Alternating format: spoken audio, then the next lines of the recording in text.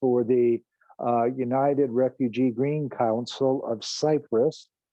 And it's looking like I might be a UN ambassador at large come July. I don't know. I just got word that I'm being considered.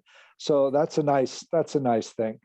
Basically, what I do is we have 4 divisions. One division stops PTSD right here on Zoom, imposter syndrome, all kinds of things with a question and answer sequence. Then we have a training and certification facility online also. And what my wife is doing right now, and that is coaching and consulting, 30-day book.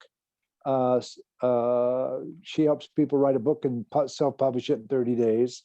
And then my baby right now for the last year and a half is a new business model called Consortium. It's a people-centric, achievement-based system where achievement and a vision, achievable vision, is the reality, not traditional goals and timelines. That's been doing pretty good. So that's a quick, brief run through for me. And Terry, where are you in the world? I'm in Asheville, North Carolina, which is near Atlanta in the mountains. Yep. Wonderful. Yep. And congratulations on your UN consideration. Yeah, that's a nice surprise. So I don't know what's next. I just know that who's a friend of mine said my name got dropped, and he'll let me know some more information here pretty soon. And I go, okay, well, I'd be glad to see that invitation come by. That also comes with special passport and all that stuff. So you don't have to deal with lines at the airport and stuff. So what lines at the airport?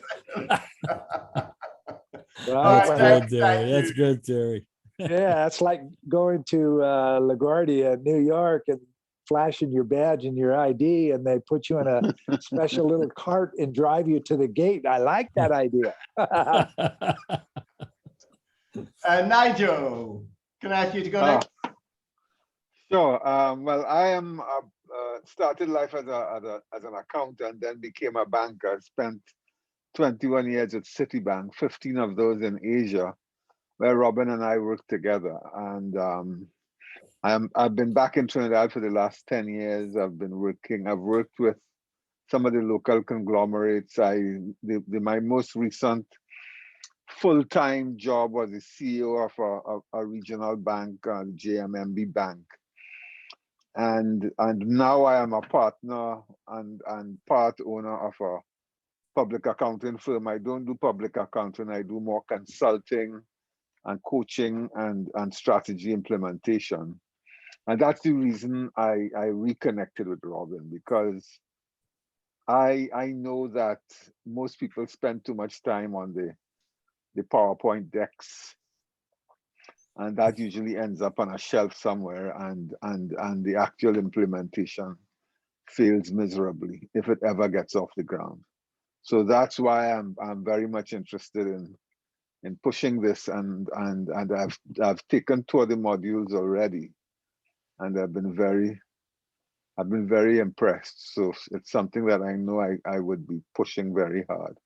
So it's great to be here with you guys. Thanks. And also Nigel's going to be representing the Institute in the Caribbean and promoting it for us. So thank you for that.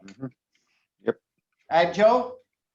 Yes, I'm in San Jose, California. And let's see, I've been working for the Institute for the last going on 11 years. And after I retired from IBM after 25 years, and before that, I was 13 years at the Milwaukee School of Engineering University. And just continuing what I was doing in IBM toward the end with departmental balanced scorecards at that time, and then some special projects. I think the first 7 years of 1990, I was gone 35 weeks a year all over the world for IBM and software consulting, training, and kind of stepped right back into it with the Balanced Scorecard Institute in 2010 after I retired in 2009. And actually, I was telling somebody the other day on a conference that I was attending, the pandemic was actually a good thing for me because I found that I can run consulting engagements starting at 4 and 5 in the morning, put in my 4 or 5 hours, take a break, and then move right into another time zone to do another set at the same time on the same day.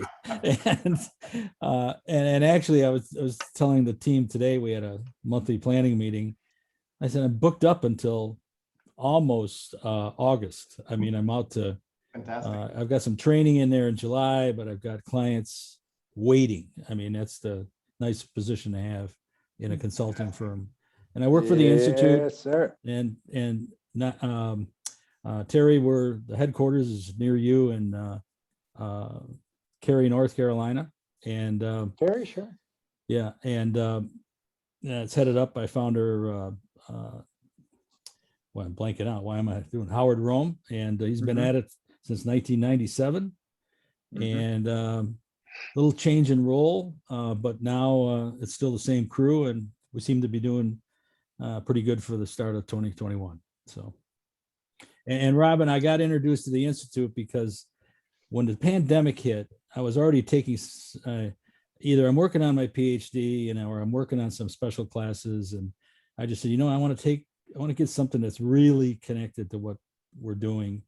And I found you by a web search, and so I've kind of made a commitment to myself. Every year I try to complete a new certification and something going forward. So thank you for that.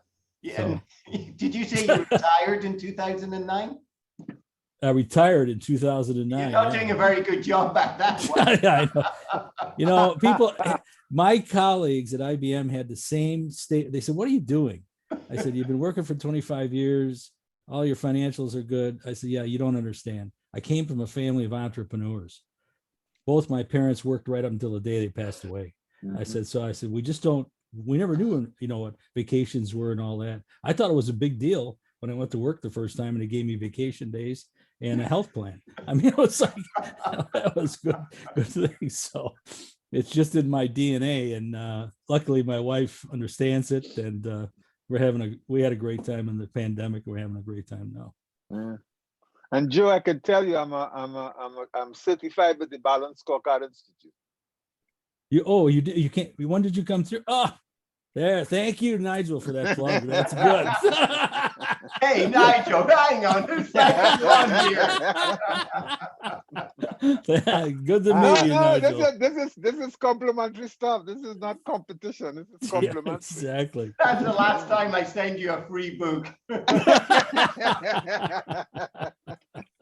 That book was from November 2013. Oh, wow. Yeah, Back a yeah. ways. Yeah. Yeah. Good. All Good right, to so meet. I'm going to go forward. Randy, good evening to you in New York, and then we'll go to Phil. But Randy, hi, great to see you. Thanks for joining. Hello, Robin. Hello, Joe. Nice to see you. Hey, Randy. My name's Randall Rallinson. Most people call me Randy. I'm in Chicago, Illinois. And I have a company called LBL Strategies. LBL stands for Look Before You Leap.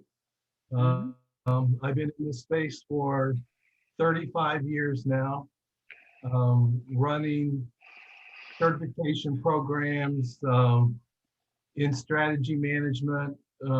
Currently, thanks to Joe's boss, Howard Rome, who opened the door for me at George Washington University.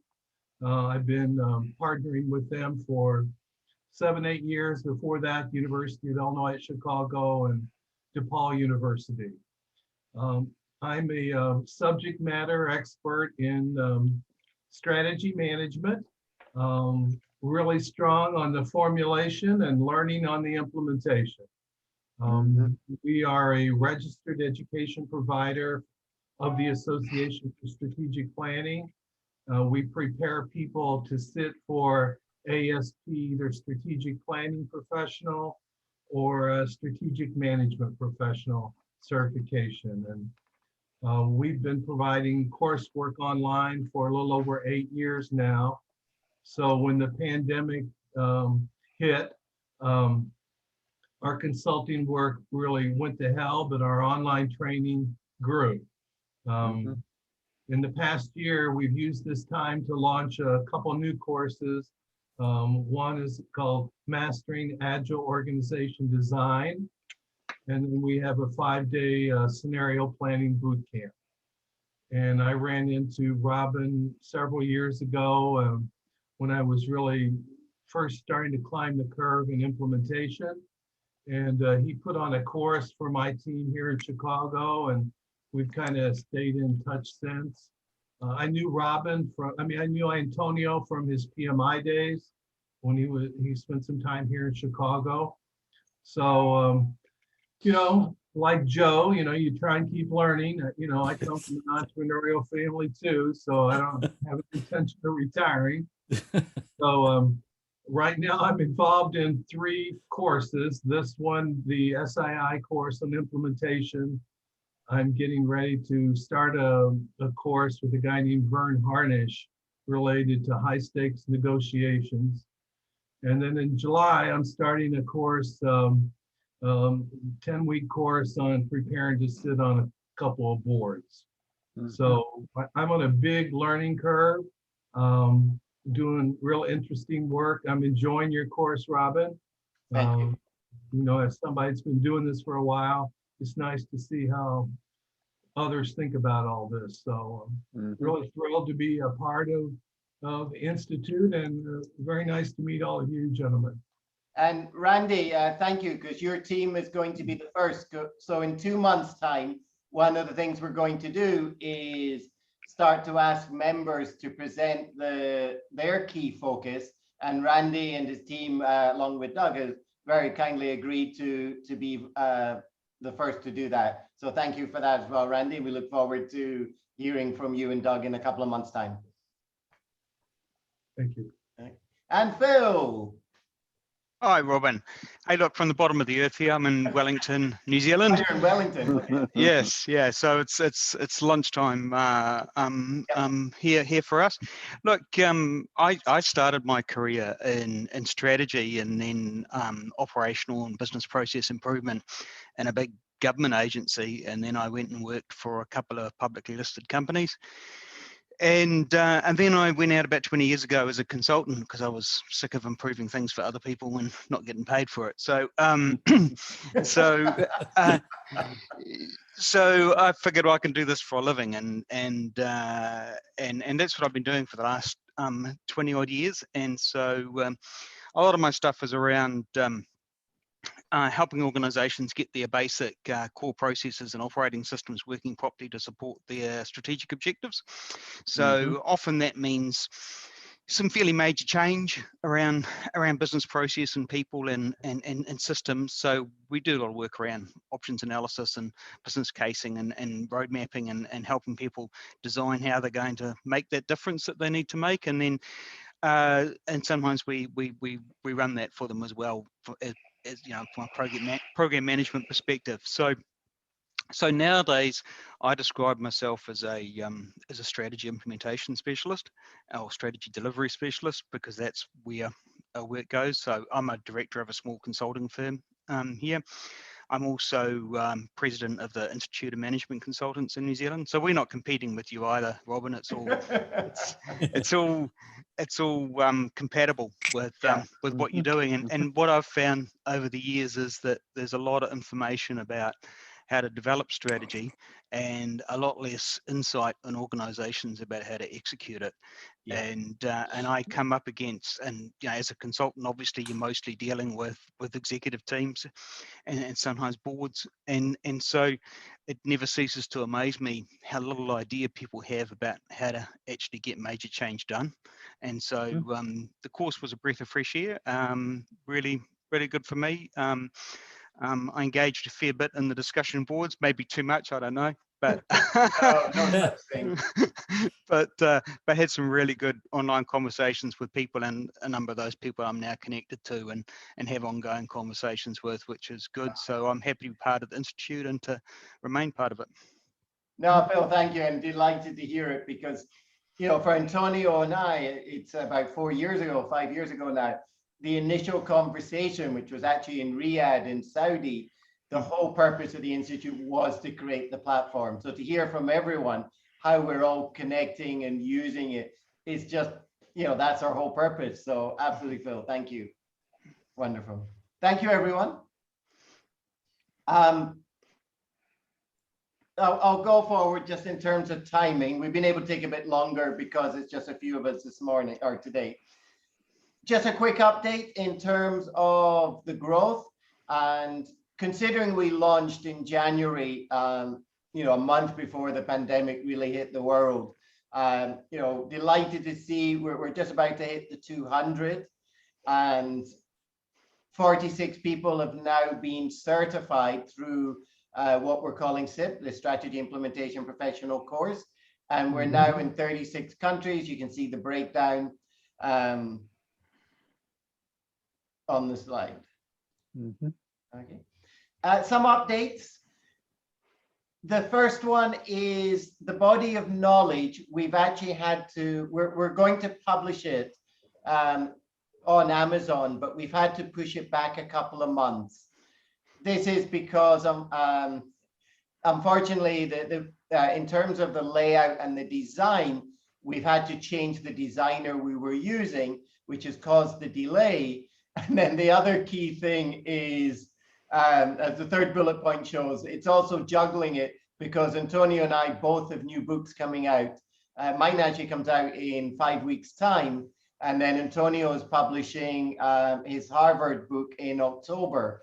So we're also juggling when, the body of knowledge coming out so we can focus on it between those. So we're going to push back the publication into probably August. And the other reason for that is the second bullet point is we're also going to start the course review.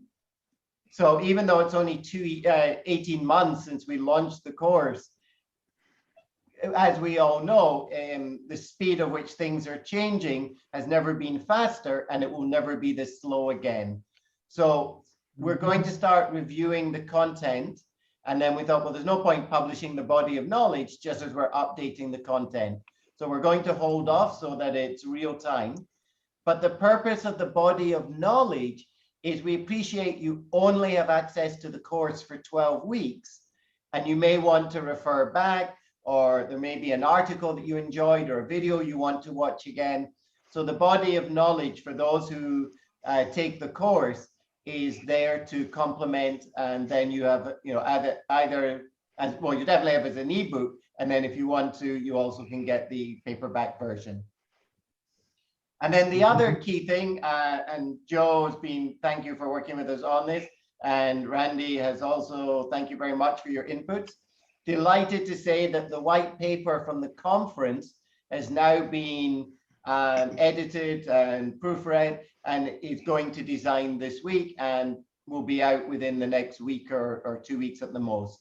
And the white paper was a focus of our conference in February, where what we wanted to do was not just have a discussion, but as implementation should, have the action against it.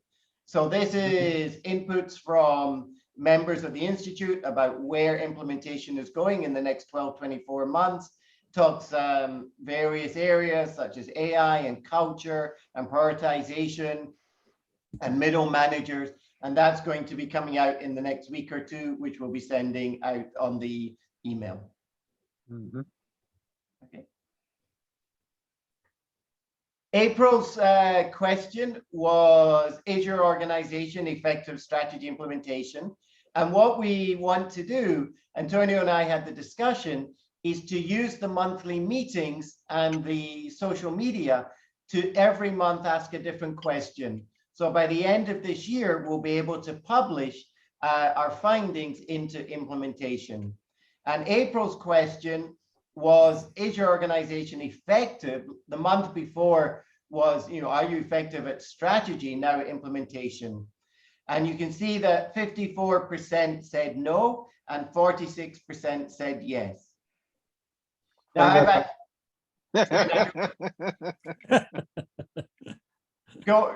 so I've actually been asking this question for probably 20 years now. I first asked it back in 2002.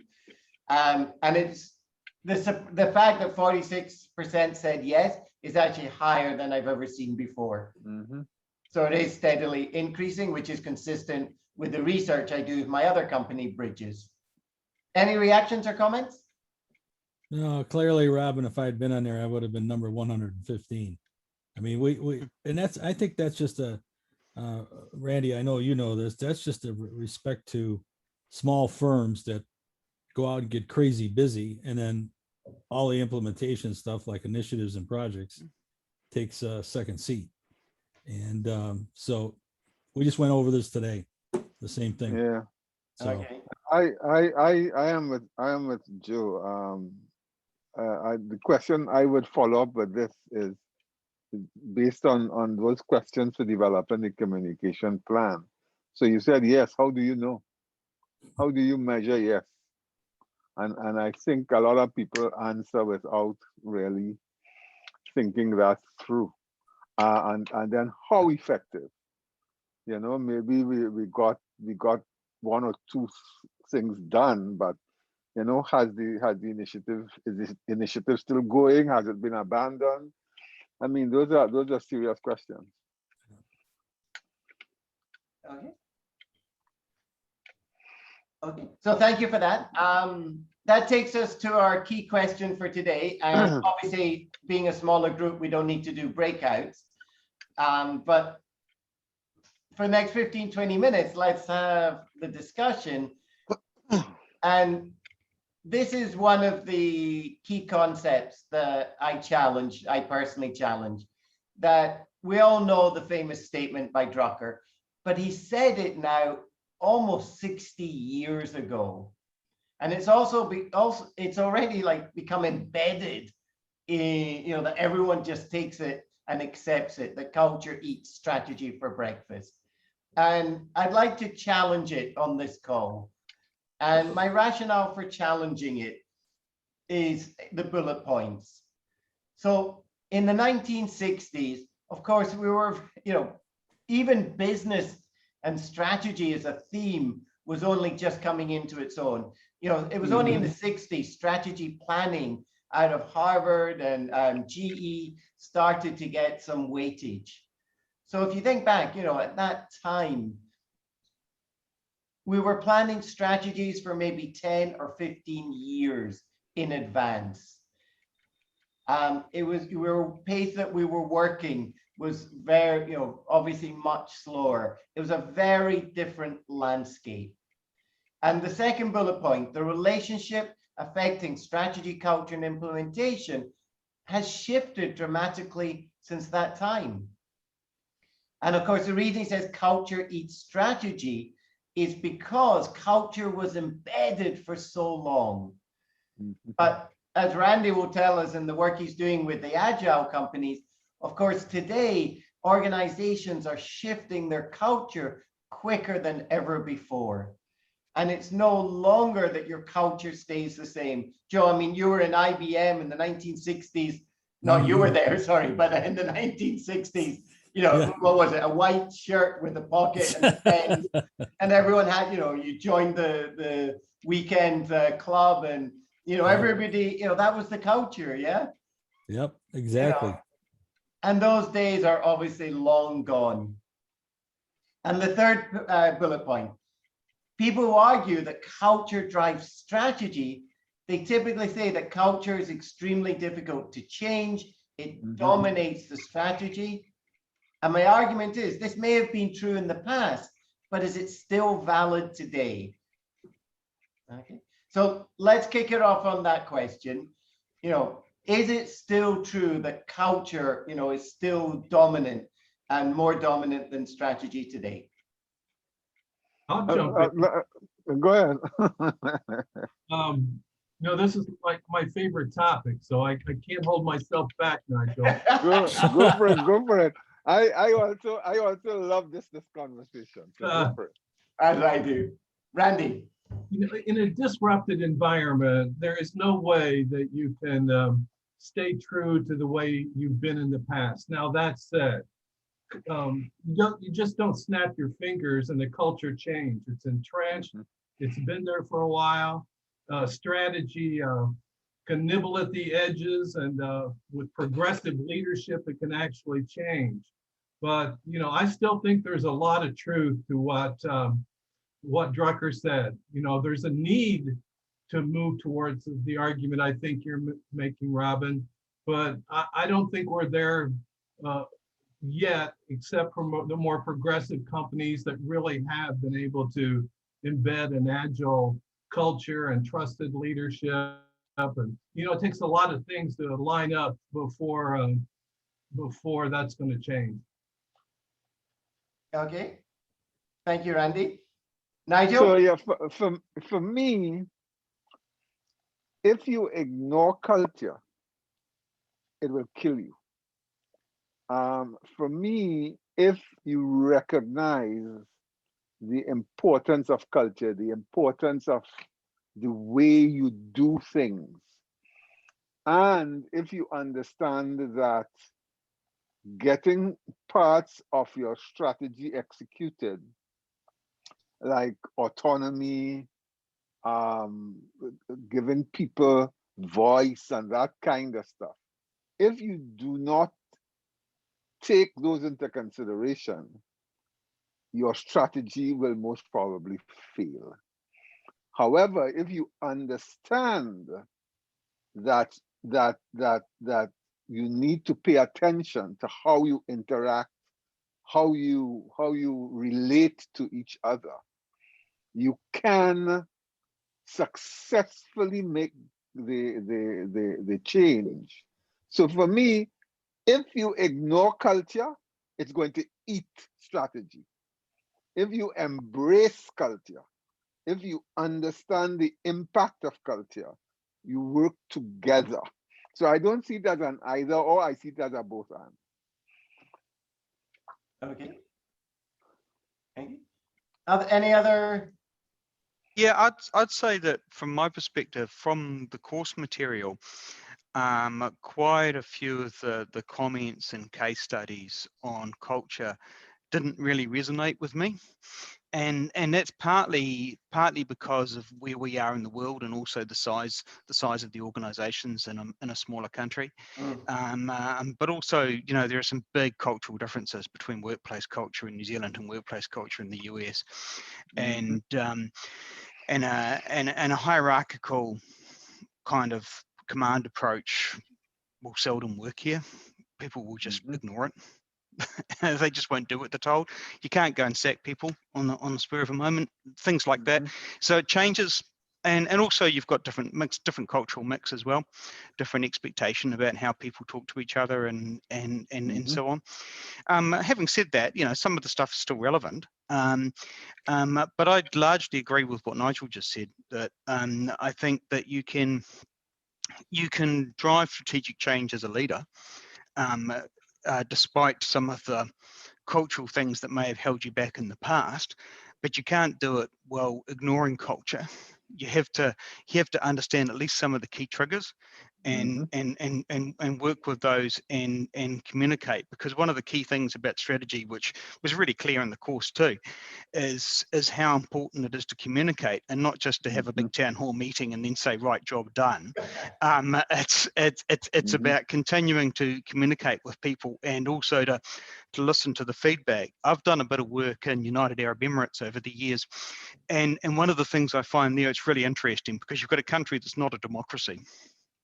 And yet they actually tweak their big strategic changes all the time, because they have all of these informal groups through their kin networks and things that feed information back to the leaders about how their major policies and strategies are being received by the public. And if they start getting feelings of unrest, they just quickly pull back on a strategy or push it a little bit further or whatever. And so they're constantly actually modifying their strategy based on the feedback that they're getting. They don't acknowledge it formally, but it's very, very real, and it's continuous.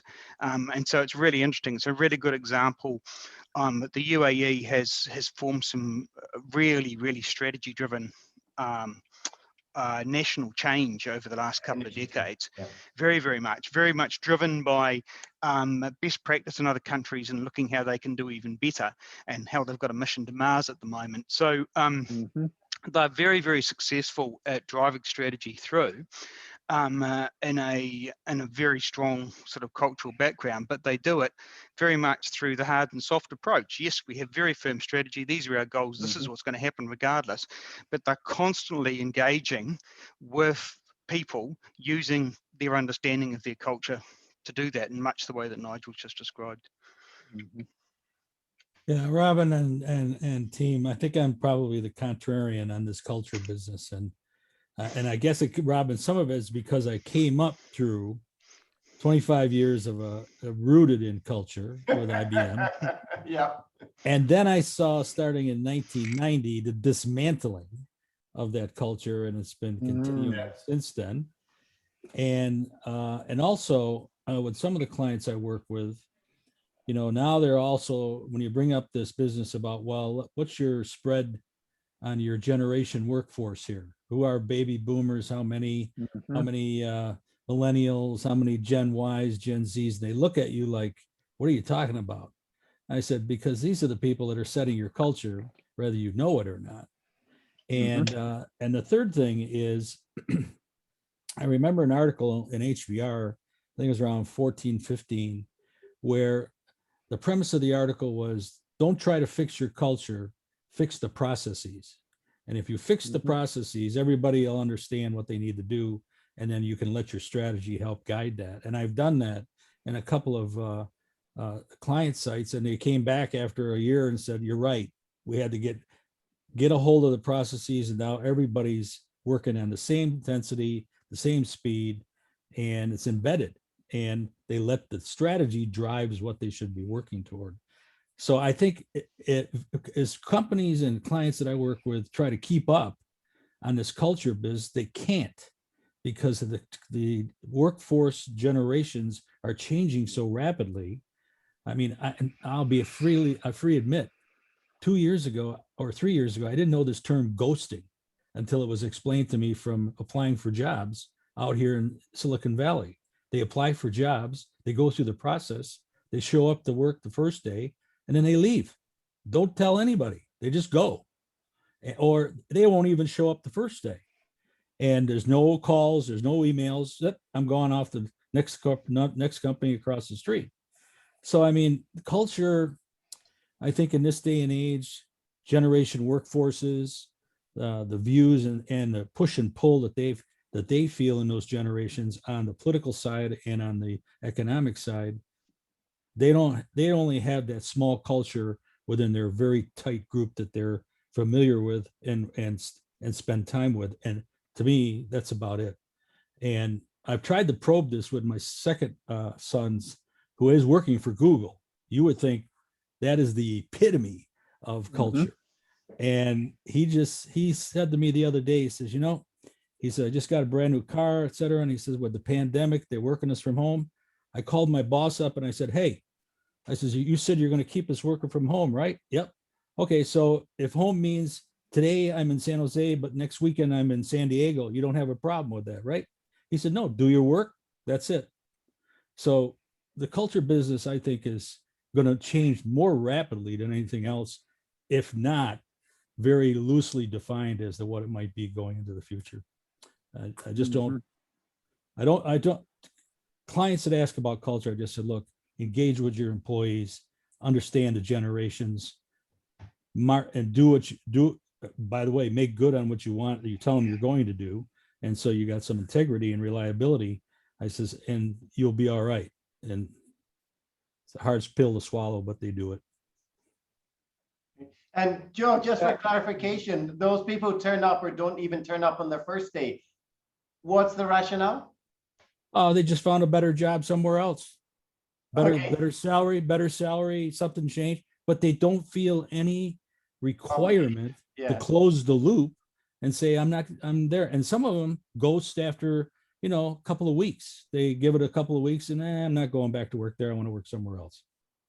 And that's what you call ghosting? Ghosting. The same concept, Nigel, also spilled over into dating.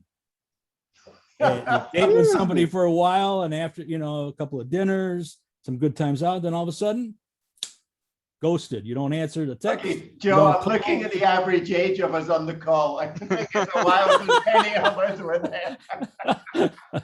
And I hope you're seeing the dismay on my face. I mean, You know, So- hey, so for I think me- I think Randy and I are the senior citizens on this call, and it's like, you know, would we ever thought about ghosting somebody, Randy? I mean, in any sense, no. I mean, they just that's it. No. I appreciate going on this call and getting dating advice. Thank you, Joe. Yeah, isn't that right? Isn't that right? The continued value from the Institute. but Right. I have a question for Joe. So Joe, I mean, for me, there are certain values that I personally hold very Mhm. dear. You know, for me, respecting people's time. If I'm not able to make it, you know, I will call and let them know. Making sure that, and I think Robin is the same. Mm. We said 8 o'clock. At 8 o'clock, you know, we start Yep. and you know, Yep. making and keeping promises. That kind of stuff for me are core Sure. values that Mhm. I mean, you can come in dressed like a hippie or a Rastafarian, you could be gay or transgender or whatever. Yeah. Yep. I mean, that's cool. Yeah. But there are certain behaviors that this is how we operate. Yeah, I agree. And for me, those are important. And if you don't have them, execution becomes difficult. It does.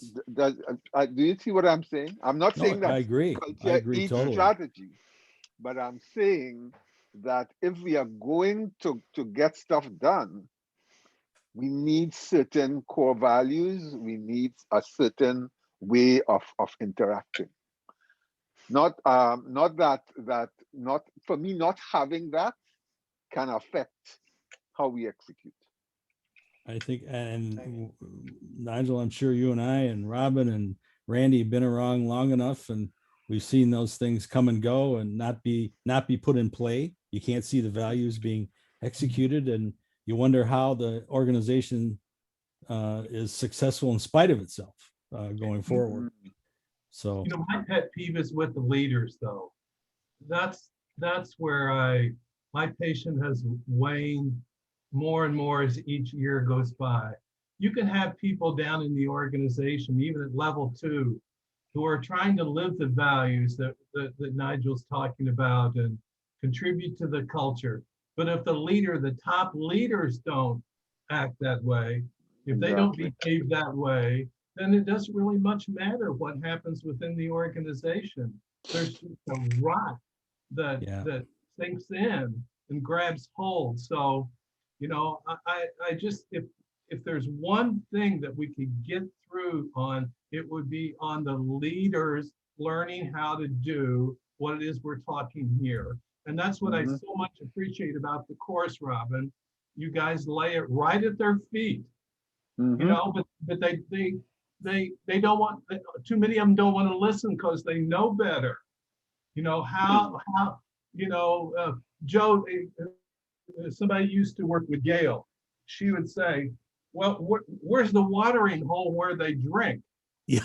You know, where is the Exactly. watering hole that leaders drink at? And how do we get in front of them and help them learn these lessons? I Yep. mean, Mhm. it begins and ends with me there on this topic.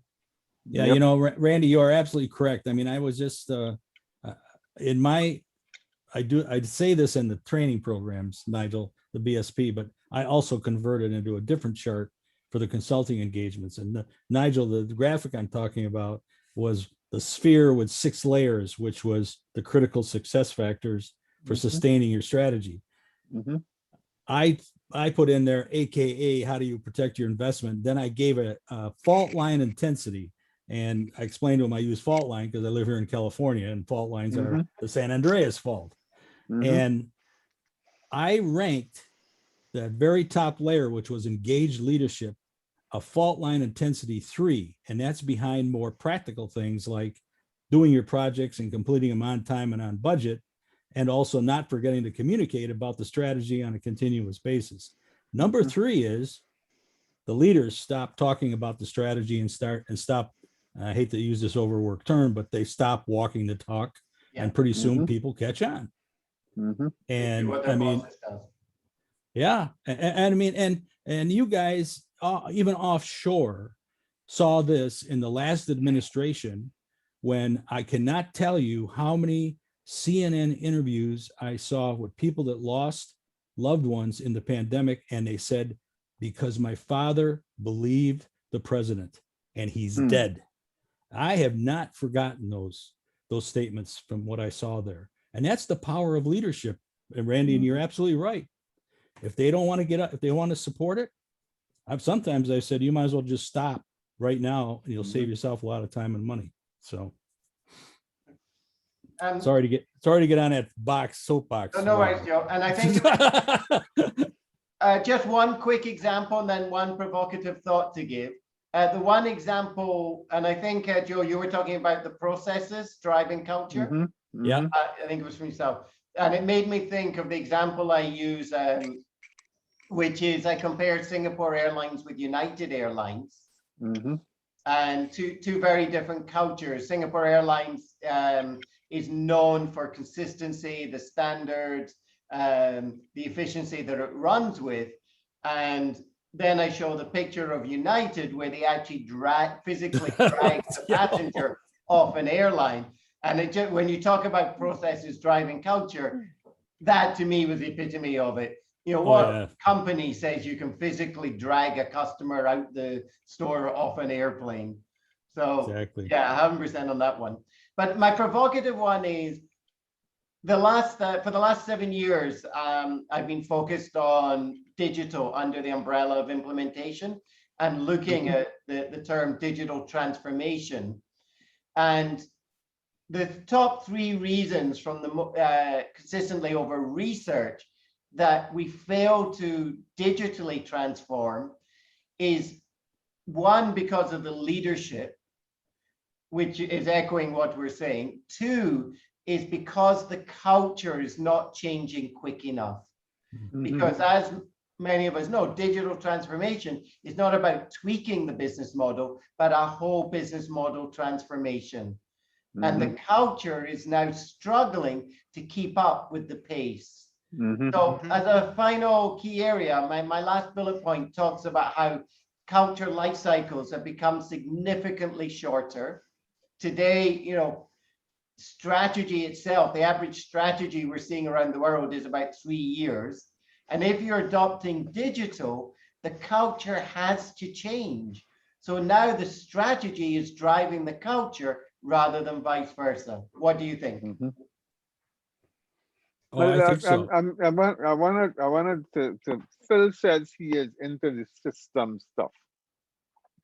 And I chair 2 state boards. One is National Flour Mills, and one is it's property development project management entity that works for various state enterprises. And they both have decided that they want to put in performance management systems. And I asked the CEO, so what is going to happen when you implement this performance management system? And I emphasize to them all the time, systems don't improve performance. People do. People following process. And that's the point I think you're making there, Robin, that I can implement Workforce or some other piece of software. But if people don't understand why they're doing what they're doing, if you are not talking to them constantly, the whole communication thing, nothing will change. Yeah, I agree. Thank you, Nigel. Yeah, I'd agree with Nigel. Yeah, I'd agree with Nigel on that one. Robin, I'll comment here. I agree completely with what you're saying within the context that you're talking about. But every context is different too. Not every context relates to an immediate need for digital transformation.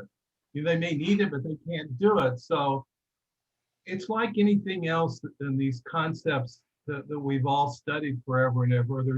There's a sliding scale there, and it kind of depends on where you're at on the, on the Continue. intensity of it. So that's my only pushback.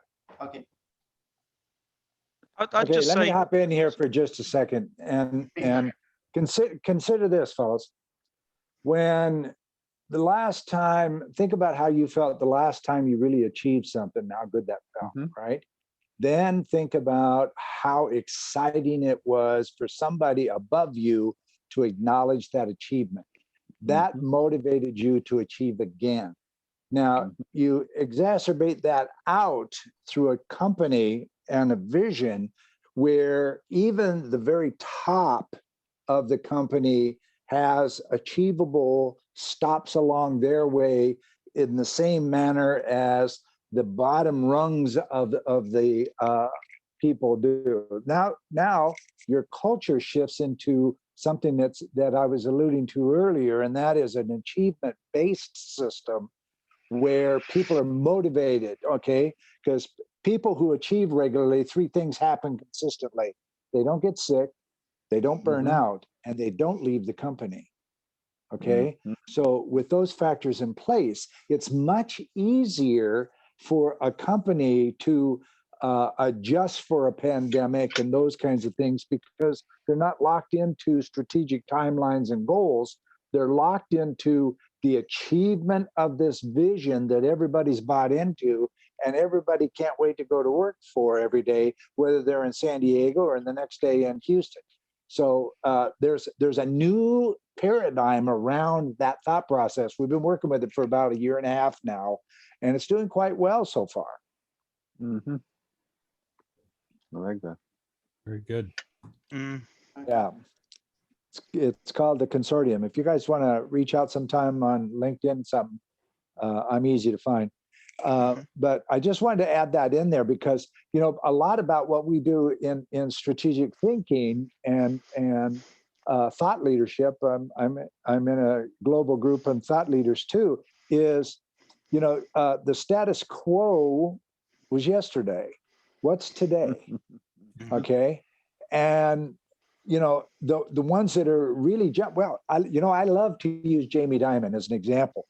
He doesn't Mhm. react to stuff. He says, okay, this just happened. All right, what can we do to change this into a new revenue stream? And boom, they're off. Okay, Mhm. and then they decided, there's all these new billionaires out there, for the whole new crop of millionaires out there. He went out and hired the competition superstars to come and take care of these people and recruit them into JP Morgan. That is strategy. Okay. And that's their people react to that because they're achieving greatness there and they're doing great things. And I love using him as an example. He doesn't think ABC. He thinks, okay, Mhm. D just happened. Let's go GXY. Let's roll. Mhm. Right. I like watching that guy. So my quote I use Brilliant. from Jamie Terry, just to add on to what you're saying, is he says he'd rather have a mediocre strategy and an excellent leadership team than vice versa, Right Yep. on. which echoes what you're saying. Mhm. Exactly. So if you don't have an excellent strategy team, go recruit them, get Yep. them in there, right? And get ones that drive themselves with their own achievements because they're Mhm. fully engaged in that, and that strategy then becomes epidemic. I mean, it just exponentially explodes within the corporate environment But just because make the sure corporate that, environment sorry. is more interrelating in these days than they were even 5 years ago. Yep. But just make sure when you hire them, they're not going to ghost you. That's right. That's right. Yeah, I don't know. There's too many ghosting at that level, but I guess it Yeah, is true. possible. I love it, ghosting. Now, that's a new one for me. I'm very conscious that, as Nigel commented, we start and finish on time. Any final comments? No, this is Oh. delightful. I enjoy it.